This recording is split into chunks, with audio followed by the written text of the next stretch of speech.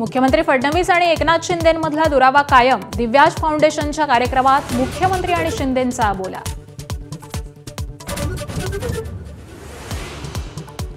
मनसे नेते अमित ठाकरे आज नवी मुंबई पोलीस ठाण्यात हजर राहणार. छत्रपती शिवाजी महाराजांच्या पुतळ्याचं विनापरवानगी लोकार्पण केल्यानं अमित ठाकरेंसह पदाधिकाऱ्यांवर गुन्हा. मनसे आज शक्ती प्रदर्शन करणार. मुंबईत राज ठाकरेंच्या मनसेला सोबत घेण्यावरून काँग्रेसमध्ये 2 गट. भाजप विरोधात सर्वांनी एकत्र यायला हवं, वडेट्टीवारांची भूमिका. तर मुंबई काँग्रेसकडून स्वबळाची तयारी. भाजपला पराभूत करण्यासाठी सर्वांनी एकत्र यावं हीच पवारांची इच्छा.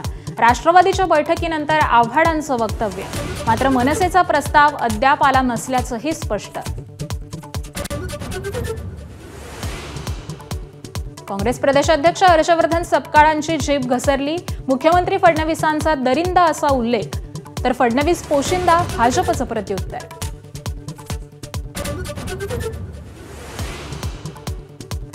दिल्ली स्फोटातील आरोपी डॉक्टर मुझम्मिलच्या घरातून स्फोटकांचा मोठा साठा जप्त. स्फोटकं तयार करण्यासाठी गिरणीचा वापर होत असल्याचा गौप्यस्फोट. तर रडारवरील अल फलाह विद्यापीठातील अनेक कर्मचारी आणि डॉक्टर गायब.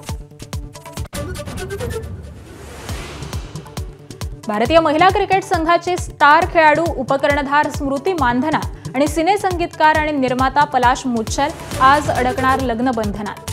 लग्न सोहळ्यासाठी महिला टीम इंडिया सांगलीत दाखल.